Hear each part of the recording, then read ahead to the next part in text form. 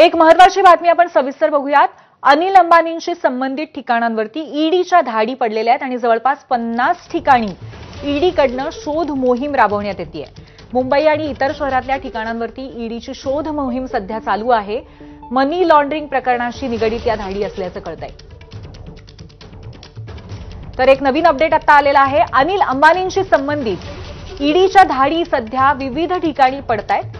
एकंदरीत 50 ठिकाणी ईडीकडनं सध्या शोध मोहीम राबवण्यात येते असं कळतंय।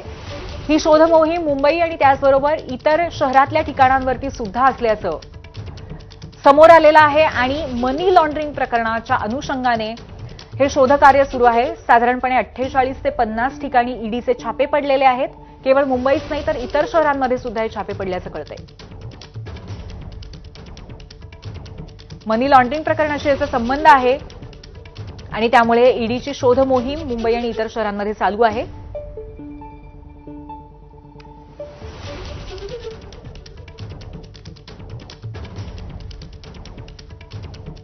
अनिल अंबानी यांच्या संबंधित एक ताजा अपडेट आहे। अधिक माहिती घेऊया आपले प्रतिनिधी सूरज सावंत यांच्याकडनं। सूरज, नक्की कुठे कुठे धाडी पडलेल्या आहेत आणि धाडींचं कारण काय? अनिल अंबानी यांच्या संदर्भात मनी लॉन्ड्रिंग प्रकरणात ईडीकडनं ही कारवाई होत आहे। अनिल अंबानी यांचं घर आणि तिथले कार्यालय या संदर्भात ही संपूर्ण ईडीची कारवाई सुरू आहे। अनिल अंबानी यांचं ईडी ऑफिसच्या समोर रागा नावाचं जे कार्यालय आहे त्या ठिकाणी सध्या ईडीचं ऑफिस, ईडीचे अधिकारी हे पोहोचलेले आहेत आणि तिथे सर्च ऑपरेशन हे सुरू आहे। नेमकं हे कुठल्या प्रकरणात आहे हे अद्याप समोर आलेलं नाहीये, मात्र ईडीकडनं सकाळपासूनच हे संपूर्ण सर्च ऑपरेशन सुरू आहे। ईडीच्या या आता ऑपरेशनमध्ये सर्च ऑपरेशनमध्ये काय नेमकी माहिती समोर येते, काय त्यांच्या हाती पुरावे लागतात हे पाहणं महत्त्वाचं राहणार आहे। धन्यवाद सूरज, आपण दिलेल्या अपडेटबद्दल।